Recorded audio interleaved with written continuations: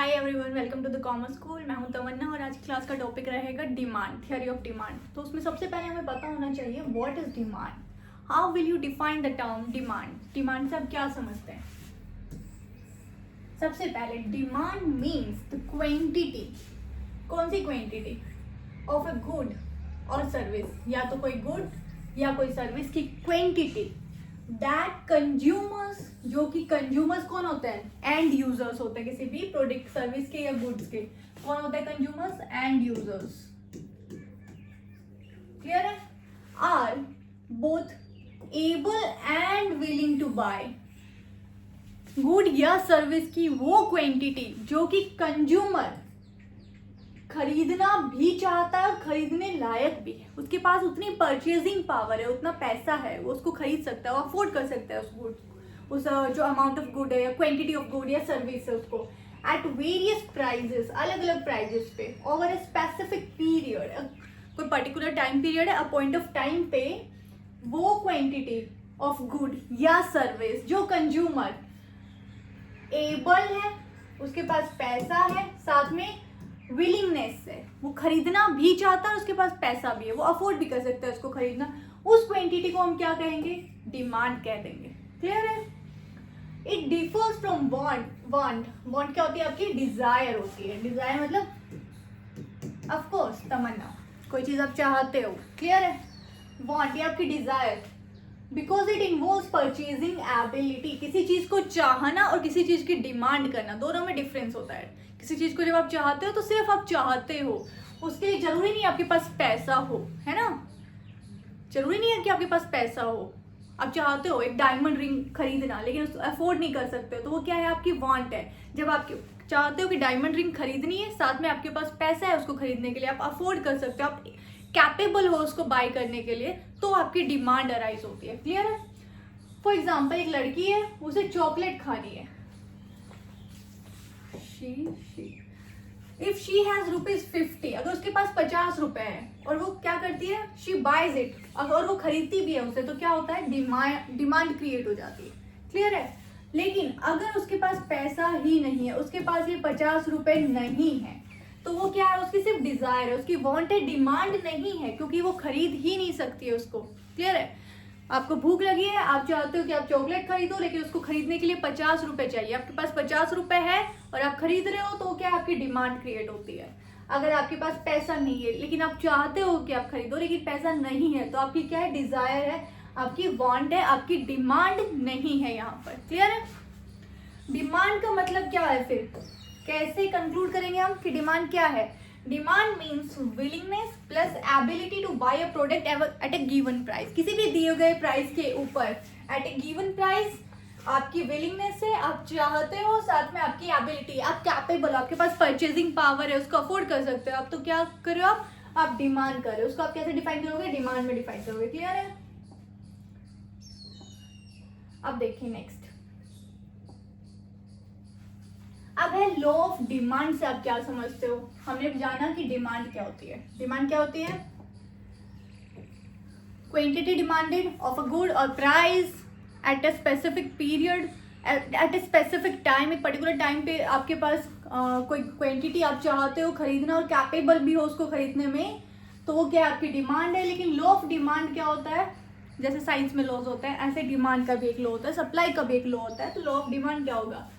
कि बाकी सारी चीजें कांस्टेंट है, जो अदर फैक्टर्स होते हैं जो डिमांड को अफेक्ट कर सकते हैं, जैसे कि सब्स्टिट्यूट गुड्स का प्राइस, कॉम्प्लीमेंट्री गुड्स का प्राइस, या कंज्यूमर की इनकम, या फिर कंज्यूमर की एक्सपेक्टेशंस, या फिर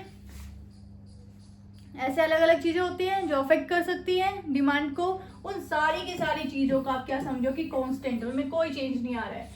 डिमांड किसकी वजह से चेंज हो रही है? सिर्फ प्राइस की वजह से अगर डिमांड में चेंज आ रहा है, बाकी सारी अदर थिंग्स रिमेनिंग कांस्टेंट।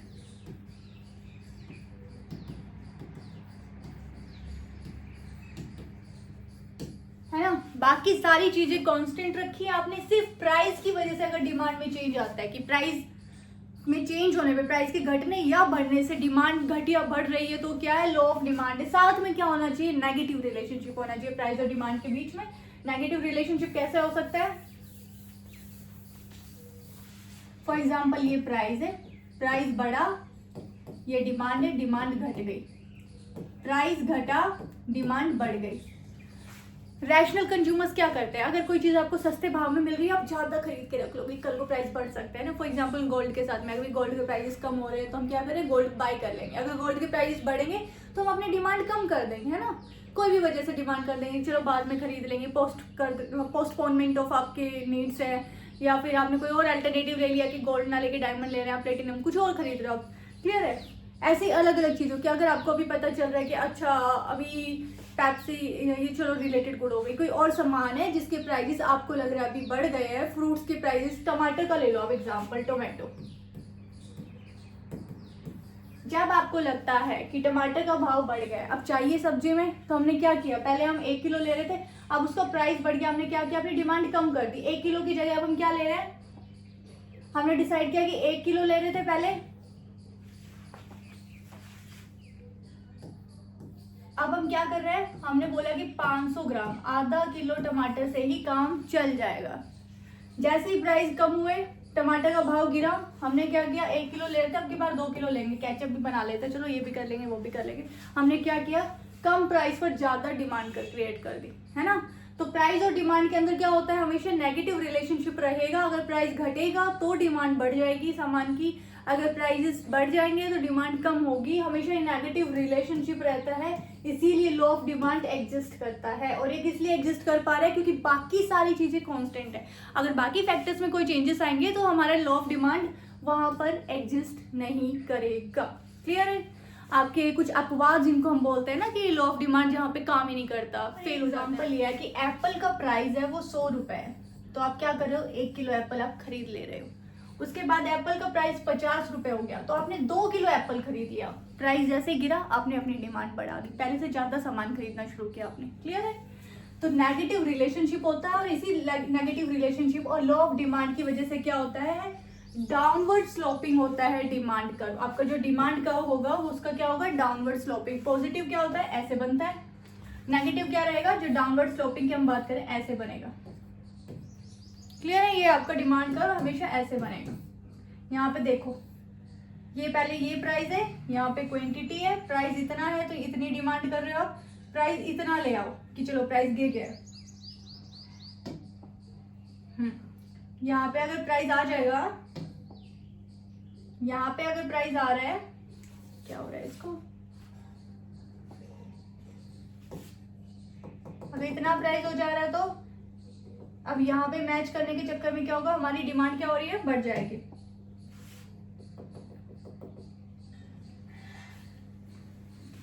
कुछ इश्यूज आ रहे हैं इसके साथ में, तो यहाँ पे नई डिमांड यहाँ आ जाएगी कि प्राइस जैसे ही गिरा डिमांड वैसे ही बढ़ गई है। क्लियर है, ये हम आगे जब डिमांड कब पढ़ेंगे तो ज्यादा अच्छे से समझ आएगा। अभी के लिए इतना ही है कि नेगेटिव रिलेशनशिप होता है प्राइस और डिमांड के बीच में, इसलिए लॉ ऑफ डिमांड एग्जिस्ट करता है, लेकिन साथ में अदर थिंग्स रिमेनिंग कांस्टेंट। बाकी जितने भी फैक्टर्स डिमांड को अफेक्ट कर सकते हैं सबके सब कांस्टेंट है। इसीलिए प्राइस के घटने या बढ़ने से डिमांड घट या बढ़ रही है, और उनके बीच में क्या है, एक नेगेटिव रिलेशनशिप है। ये आपका लॉ ऑफ डिमांड है, और सिर्फ इसी की वजह से क्या होता है, आपका जो डिमांड कर्व का स्लोप होता है वो डाउनवर्ड होता है। फ्रॉम लेफ्ट टू राइट आपका downward sloping demand curve draw होता है। अब देखिए what is demand function. Demand function क्या होता है, तो डिमांड फंक्शन क्या है, एक मैथमेटिकल रिप्रेजेंटेशन है किसका, रिलेशनशिप। डिमांड के अंदर हम किसका रिलेशनशिप स्टडी कर रहे हैं, प्राइस और डिमांड के बीच का। तो डिमांड फंक्शन क्या करेगा, एक मैथमेटिकल इक्वेशन देता है आपको, किसकी, एक रिलेशनशिप बताता है किसके बीच में, quantity demanded of a product and the factors that influence it. बाकी जो भी फैक्टर्स उसको अफेक्ट कर सकते हैं। क्लियर है, अभी तक हमने लॉ ऑफ डिमांड में क्या किया था, बाकी सारे फैक्टर्स कांस्टेंट है, सिर्फ प्राइस के बढ़ने या घटने से डिमांड घट या बढ़ रही है उसके ऊपर इफेक्ट हम स्टडी कर रहे थे, बाकी चीजें हमने कांस्टेंट मान ली थी। अब यहाँ पे हम क्या देख रहे हैं कि डिमांड फंक्शन क्या कह रहा है कि बाकी सारे फैक्टर्स भी तो होते हैं जो डिमांड को अफेक्ट कर सकते हैं, सिर्फ प्राइस की वजह से डिमांड घट या बढ़ती नहीं है। कभी कभी प्राइस उतने का उतना ही रहे फिर भी डिमांड घट या बढ़ जा रही होती है। तो टोटल कि प्राइस के साथ साथ बाकी सारे फैक्टर जो जो डिमांड को अफेक्ट कर सकते हैं वो सब हम डिमांड फंक्शन के अंदर नोट डाउन कर रहे हैं, एक मैथमेटिकल इक्वेशन के जैसे। क्लियर है, ये आपको हेल्प करता है किसमें, explaining how demand changes when the things like price, income, taste वगैरह वगैरह चेंज होते हैं तो क्या अफेक्ट आता है डिमांड के ऊपर, उसको स्टडी करने में हमें हेल्प करता है डिमांड फंक्शन। तो ये इक्वेशन है, अलग अलग बुक्स में अलग अलग प्लेटफॉर्म्स पे आपको अलग अलग इक्वेशन मिल सकती है, अलग अलग तरीके से लोगों ने इसको राइट डाउन या जो भी अपने अपने ये अलग अलग कोफिशिएंट्स बना के रखे होंगे। क्लियर है? लेकिन सबका मतलब एक ही रहेगा कि क्वांटिटी डिमांडेड है सबसे पहले, उसके ऊपर इक्वल टू किसका अफेक्ट हम स्टडी कर रहे होते हैं, price of the good, consumer price of related good. Related good में दो तरह के रिलेटेड गुड्स होते हैं, सब्स्टिट्यूट और कॉम्प्लीमेंट्री गुड्स होते हैं। उसके बाद कंज्यूमर का टेस्ट या प्रेफरेंस कि भाई कंज्यूमर को पहले ये पसंद था अब ये नहीं पसंद है ना। पहले नैरो जीन्स वगैरह पसंद आ रही थी कंज्यूमर को, फैशन है चेंज हो गया, अब सबको क्या चाहिए, स्ट्रेट जीन्स चाहिए या बेल बॉटम वगैरह प्रेफर कर रहे हैं। वो सब चेंजेस कंज्यूमर की प्रेफरेंस में, कंज्यूमर के टेस्ट में चेंज आ गया, उसे वो नहीं चाहिए, उसे ये चाहिए, है ना।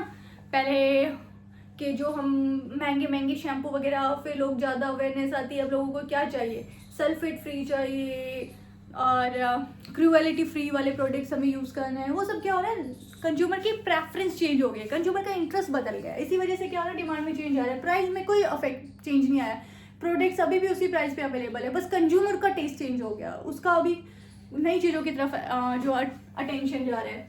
तो फिर दूसरा क्या हो सकता है, नंबर ऑफ बायर्स, कि नए बायर्स क्रिएट हो गए हैं। उसके बाद इसे एक्सपेक्टेशंस अबाउट फ्यूचर प्राइस, अभी अनाउंसमेंट होता है कि कल से पेट्रोल के प्राइस चेंज होंगे, कल से चेंज हो रहे हैं, आज से नहीं हो रहे हैं, डिमांड में अभी चेंज आ जाएगा, है ना।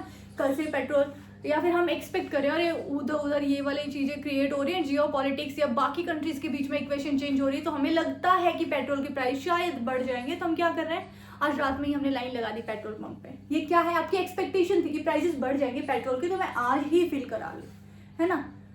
तो इससे क्या हुआ, प्राइस में कोई चेंज नहीं आया, आपकी एक्सपेक्टेशंस में चेंज आया, उसकी वजह से डिमांड में चेंज हो रहा है। तो ये क्या है, ये अदर फैक्टर्स की वजह से डिमांड में चेंज आया।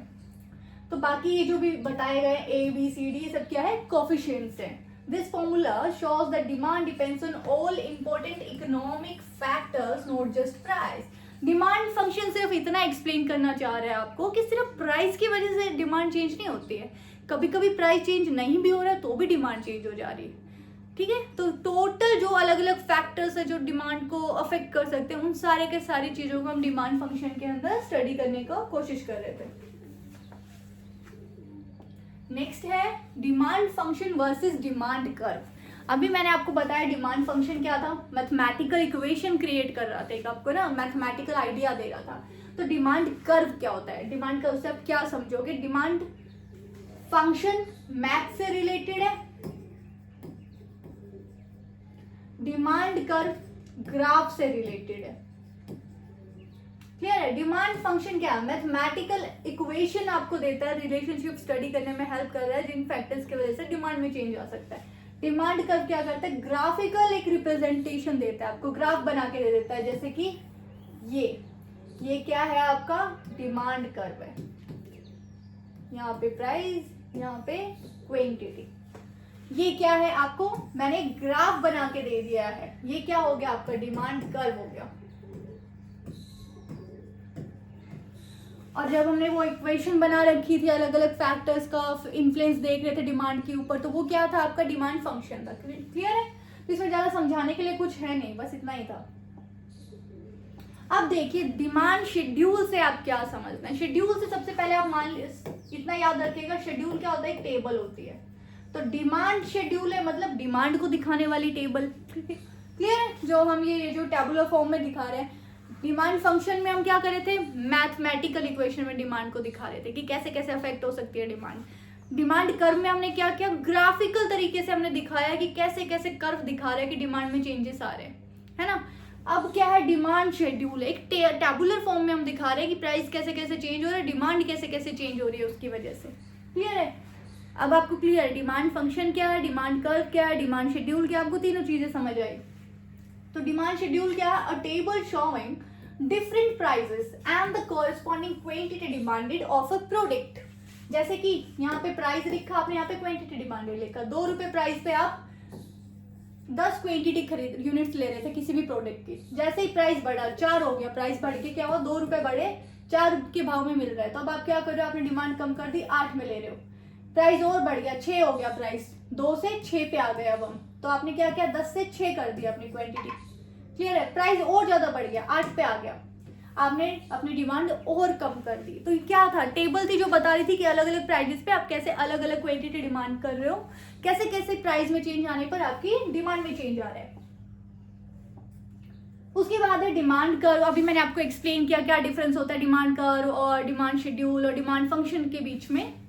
अभी देखिए डिमांड कर्व क्या है, ग्राफिकल रिप्रेजेंटेशन है। हम अलग से क्यों पढ़ रहे हैं डिमांड कर्व को, डिमांड कर्व की हमें जरूरत पड़ेगी कब, जब हमें देखना होगा डिमांड कर्व के ऊपर मूवमेंट, डिमांड कर्व का शिफ्ट होना, लेफ्ट में शिफ्ट हो रहा है, कभी कभी ये कर्व राइट में ये शिफ्ट हो जाता है पूरा का पूरा कर्व।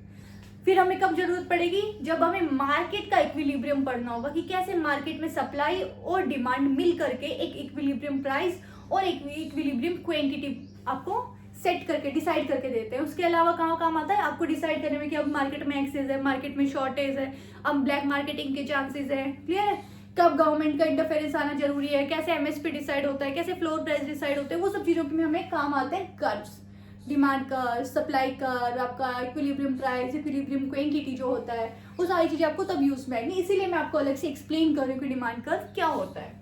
तो ग्राफिकल रिप्रेजेंटेशन है ऑफ द डिमांड शेड्यूल। जो डिमांड शेड्यूल मैंने अभी आपको लास्ट स्लाइड पे दिखाया था, उसके अंदर में क्या किया था, एक टैबुलर फॉर्म में बताया था कि कैसे प्राइस में चेंज हो रही है पर डिमांड में चेंज हो रहा है। तो सेम चीज हमने क्या किया, अब उसको कर्व में कर दिया कि जैसे प्राइस में वही सेम जो हमने टेबल बनाई थी 2, फिर आपने लिखा 4, 6, 5, 8, 10 करके जो भी लिख रहे थे, फिर उसकी वजह से डिमांड में जो चेंज आया था वो सब हमने टेबल में बनाया था और उसी टेबल को हमने ग्राफ में ले आए। क्लियर है, जब P1 था, एक सेकेंड, हाँ जी, जब प्राइस P1 पे था तो हम इतनी डिमांड कर रहे थे, इतनी कितनी, Q2, क्लियर है। जैसे ही प्राइस गिरा P2 आ गया, प्राइस नया प्राइस क्या है, P2 है। अब P2 कहाँ टच कर रहा है डिमांड कर को, यहाँ करेगा, यहाँ डिमांड कर को टच करेगा, वहां पे क्या होगा, डिमांड क्रिएट हो जाएगी, नई डिमांड क्या क्रिएट होगी, Q1, कि जैसे ही प्राइस P1 था हम Q2 क्वांटिटी खरीद रहे थे, जैसे ही प्राइस क्या हुआ, घट गया, प्राइस नीचे गिरा, जैसे ही प्राइस कम हुआ P2 पे पहुंचा, हमने क्या किया, क्वांटिटी डिमांडेड Q1, हमने Q1 क्वांटिटी खरीदना शुरू कर दिया। तो डिमांड कर्व क्या कर रहा है आपको, एक डाउनवर्ड स्लोपिंग डिमांड कर्व क्या होता है, हमेशा डाउनवर्ड स्लोपिंग, नीचे की तरफ गिरता हुआ दिखेगा आपको। ऊपर से क्या दिखाता है, इनवर्स रिलेशनशिप दिखाता है प्राइस और क्वांटिटी का, कि जैसे ही प्राइस कम हुआ क्वांटिटी बढ़ गई, जैसे ही प्राइस ऊपर बढ़ेगा क्वांटिटी वहां से कम होकर के घट जाएगी। क्लियर है, एक नेगेटिव रिलेशनशिप है प्राइस और क्वांटिटी के बीच में। प्राइस के गिरने पे डिमांड बढ़ जा रही है, प्राइस के बढ़ जाने पे डिमांड गिर जा रही है।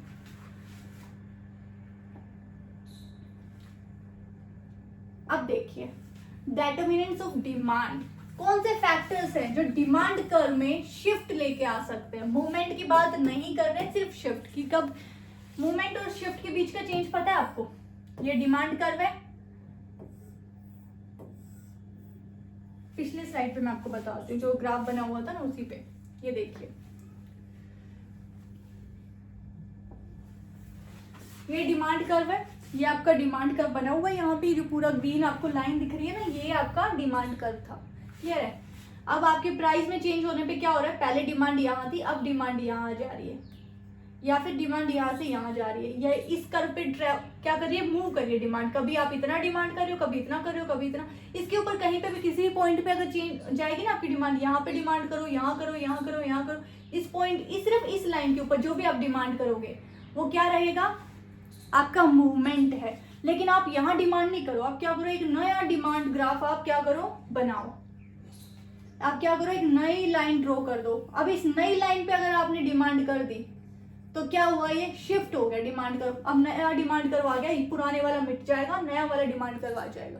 समझ आया, मूवमेंट समझ आया कि ये आपका डिमांड कर्व है, यहाँ पे डिमांड मूव करेगी, या तो आप यहाँ खरीद रहे हो या यहाँ खरीद रहे हो, बीच में भी कहीं खरीदोगे तो नई लाइन ड्रॉ हो जाएगी, यहाँ खरीद रहे हो, यहाँ खरीद रहे हो।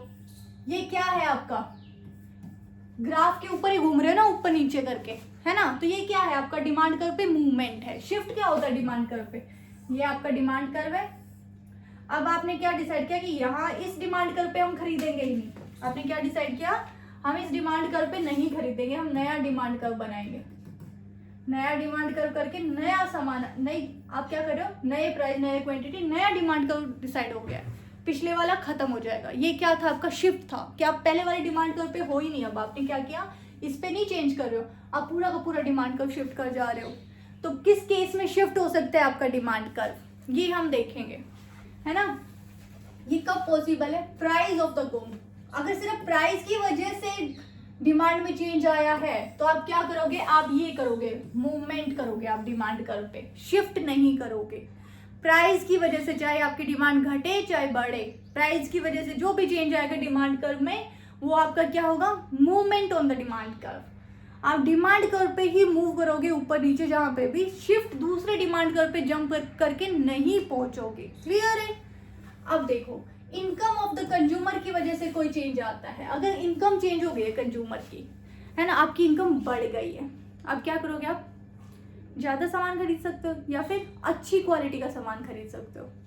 क्लियर है। तो इसके अंदर क्या हो रहा है कि पहले नॉर्मल गुड्स हैं फिर इंफीरियर गुड्स। आप इनकम के केस में क्या करो, गुड्स को दो कैटेगरी में डिवाइड करो, एक ले आओ नॉर्मल गुड्स, एक इंफीरियर गुड्स। जैसे ही आपकी इनकम बढ़ी, आपने क्या किया, नॉर्मल गुड्स जो सही क्वालिटी होती है उसकी डिमांड आपने क्या कर दी, बढ़ा दी। इनकम बढ़ी, प्राइस में कोई फर्क नहीं आया था, प्राइस कांस्टेंट था, नॉर्मल गुड्स के प्राइस में कोई चेंज नहीं आ रहा है, सिर्फ आपकी इनकम बढ़ गई है तो आपने नॉर्मल गुड्स की डिमांड ज्यादा कर दी है, क्योंकि आप खराब क्वालिटी के चावल नहीं खाओगे, अब आप बासमती चावल अफोर्ड कर सकते हो। बासमती चावल का प्राइस कम नहीं हुआ है ना, बासमती चावल का प्राइस घटा बढ़ा कुछ नहीं हुआ है, वहीं पे बासमती चावल, आपकी इनकम बढ़ गई है। पहले आप सस्ते वाले चावल खा रहे थे, अब क्या करोगे, आप सस्ते वाले चावल की डिमांड कम कर दोगे, है ना। क्यों कर दोगे, क्योंकि आपकी इनकम बढ़ गई। अब आप जो एक इंफीरियर क्वालिटी होती है ना, जो काम चलाऊ क्वालिटी होती है, अब आप वो नहीं खाओगे, वो वाला चावल नहीं लोगे, आप ब्रोकन वाला राइस नहीं लोगे, आप क्या करोगे, आप लॉन्ग ग्रेन जो हाई क्वालिटी वाला राइस आता है ना, बासमती वाला, अब आप वो खरीदोगे। तो इनमें से कोई भी गुड़ के प्राइस में चेंज नहीं आया, आपकी इनकम में चेंज आया। तो आपने क्या किया, जैसे इनकम बढ़ी आपने नॉर्मल गुड्स बासमती राइस की डिमांड बढ़ा दी। पहले वाला जो चावल खा रहे थे आपकी इनकम बढ़ गई, उसकी डिमांड आपने कम कर दी, है ना। इससे क्या हुआ, आपका डिमांड कर्व शिफ्ट हो जाएगा, अब एक नया डिमांड कर्व बन जाएगा आपका, क्योंकि इनकम की वजह से चेंज आया है। सिर्फ प्राइस की वजह से मूवमेंट होता है डिमांड कर्व पे, बाकी जो भी चेंजेस आएंगे उनकी वजह से डिमांड कर्व में शिफ्ट आएगा, पूरा का पूरा शिफ्ट हो जाएगा, तो आगे या पूरा पीछे। उल्टा भी हो सकता था कि इनकम गिर जाती तो नॉर्मल गुड्स की डिमांड कम कर देते आप, इंफीरियर, इनकम गिर गई है इसलिए इंफीरियर गुड्स ज्यादा खरीदना शुरू कर दोगे, है ना। प्राइस ऑफ रिलेटेड गुड्स, सबसे पहले तो आपको क्लियर होना चाहिए रिलेटेड गुड्स क्या होती हैं। जो आपस में कोई रिलेशन हो जिन दो गुड्स का, उनको क्या कहते हैं, हम रिलेटेड गुड्स बोलते हैं। जैसे कि बटर ब्रेड, तो ब्रेड और बटर एक साथ खाओगे, उनके बीच में एक रिलेशनशिप है, ये क्या है, रिलेटेड गुड्स है। टी कॉफी, चाय नहीं मिल रही है कॉफी पी लिया, कॉफी नहीं मिल रही है चाय से काम चला लेंगे, ये क्या है, रिलेटेड गुड्स है। पेप्सी थम्स अप क्या है, रिलेटेड गुड्स है। अब रिलेटेड दो तरीके से होंगे, या तो कॉम्प्लीमेंट्री होंगी या सब्स्टिट्यूट होंगी। कॉम्प्लीमेंट्री जब दो गुड्स मिलकर एक डिमांड पूरी करते हैं, है ना। जैसे पेन और इंक मिलके एक ही काम कर रहे हैं, लिखने का, वो क्या है, कॉम्प्लीमेंट्री गुड्स है। दोनों गुड्स मिलके एक डिमांड को पूरा कर पा रही है। ब्रेड बटर अलग अलग नहीं खा रहे, एक ही साथ खा रहे, एक डिमांड पूरे कर रही है, तो ब्रेड बटर क्या है, कॉम्प्लीमेंट्री गुड्स है। उसके अलावा जैसे कि आपकी कार और पेट्रोल अलग अलग नहीं है, दोनों मिलके एक डिमांड पूरा कर रहे हैं आपके ट्रांसपोर्टेशन का, तो ये क्या हो गए, कॉम्प्लीमेंट्री गुड हो गए। एक जैसे पेट्रोल के भाव बढ़ेंगे तो, या कार के भाव बढ़ जा रहे हैं, क्यों, क्योंकि कॉम्प्लीमेंट्री गुड है, दोनों के ऑटोमेटिकली प्राइसेस को अफेक्ट कर सकता है, राइट। सब्स्टिट्यूट नहीं है कि पेट्रोल के भाव बढ़ रहे हैं तो चलो कार से काम चला लेंगे, कार के भाव बढ़ रहे चलो पेट्रोल से काम चला लेंगे, कार की जरूरत नहीं है ना। ऐसा तो है नहीं कि पेट्रोल खुद पी करके और दौड़ लगा देंगे, नहीं ना। तो यही बात हो रही है कि रिलेटेड गुड्स होने। अब सब्स्टिट्यूट गुड्स भी हो सकते हैं ना, जैसे कि थम्स अप और पेप्सी का एग्जांपल दिया, टी और कॉफी का एग्जांपल दिया। मैं हार्डकोर कॉफी लवर्स या हार्डकोर टी लवर्स की बात नहीं कर रही हूँ कि हाई चाय ही चाहिए, कॉफी चाहिए ही, उनकी बात नहीं कर रही हूँ मैं। सब्स्टिट्यूट गुड्स का एक एग्जाम्पल देने की कोशिश कर रही हूँ, है ना। सब्स्टिट्यूट गुड्स जैसे कि ये एक सदियों से चला रहा एग्जाम्पल होता है टी और कॉफ़ी का। अभी चीज़ें थोड़ी बदल गई हैं कि लोगों को टी तो चाय ही चाहिए, या फिर कॉफ़ी ही चाहिए, जिनको चाय चाहिए ही नहीं, उनकी बात नहीं हो रही है। तो एग्जाम्पल जैसे देखेंगे हम इसको, सब्स्टिट्यूट गुड्स है, प्राइस बढ़ जा रहा है एक गुड का। आपको पता है कॉम्प्लीमेंट्री सब्स्टिट्यूट क्या होता है, दोनों अलग अलग चीज़ें हैं, मैंने अलग से शॉर्ट्स में भी समझाया, दोनों का अलग अलग मतलब समझाया है। तो प्राइस बढ़ गया, एक सब्स्टिट्यूट गुड का प्राइस बढ़ा तो दूसरी की डिमांड बढ़ गई। कैसे? अभी मैंने आपको एग्जांपल दिया पेप्सी और थम्स अप का। पेप्सी ने अपना प्राइस बढ़ा दिया, पेप्सी ने बढ़ाया, थम्स अप ने तो नहीं बढ़ाया ना घटाया। लोगों ने क्या किया, पेप्सी पीना ही छोड़ दिया कि थम्स अप पी लेंगे, की बात है ना। जैसे बर्गर किंग और मैकडोनल्ड्स, जैसे मैकडी के प्राइसेस बढ़ेंगे हम बर्गर किंग शिफ्ट हो जाएंगे, बर्गर किंग से खा लेंगे, बर्गर ही तो खाना है। बर्गर किंग के प्राइस बढ़ जाएंगे तो हमने क्या किया, मैकडी से डिमांड क्रिएट कर दी। मैकडी ने तो प्राइस कम नहीं किए थे, उसी प्राइस पे हम ज्यादा डिमांड कर रहे हैं। क्यों? क्योंकि किसी और ने अपने प्राइस बढ़ा दिए तो उधर वाले कस्टमर भी इधर शिफ्ट हो जा रहे हैं ना। जैसे चाय के प्राइस बढ़ गए तो हमने कॉफी पीना शुरू कर दिया, हमें चाय की जरूरत नहीं है ना, शिफ्ट कर दिया हमने। कॉफी ने अपना प्राइस नहीं घटाया था। वैसे कब बढ़ता है डिमांड? जब आप प्राइस घटा, कॉफी के प्राइस कम होंगे, लोग ज्यादा कॉफी पीना शुरू कर दे तो डिमांड बढ़ गई। यहाँ पे क्या हुआ, कॉफी ने प्राइस घटाया नहीं, बढ़ाया नहीं, कुछ नहीं किया, सिर्फ चाय का प्राइस बढ़ गया, इसलिए लोगों ने कॉफी ज्यादा पीनी शुरू कर दी। तो ये क्या हो रहा है, एक तरीके से चेंजेस आ रहे हैं। फिर है कॉम्प्लीमेंट्री गुड, एक गुड का प्राइस बढ़ा तो दूसरे की डिमांड कम हो गई। पेन और इंक मिलके एक डिमांड को पूरा कर रहे थे, है ना। पेन और इंक अलग से जो आते हैं, उनकी फाउंटेन पेन की बात करें अगर हम, तो जैसे इसका प्राइस बढ़ा, मैंने क्या किया, इंक की डिमांड भी कम कर दी। इसकी भी डिमांड कम करी है मैंने, लेकिन इंक की डिमांड तो बेवजह कम कर दी, उसने तो प्राइस बढ़ाया भी नहीं था। क्लियर है?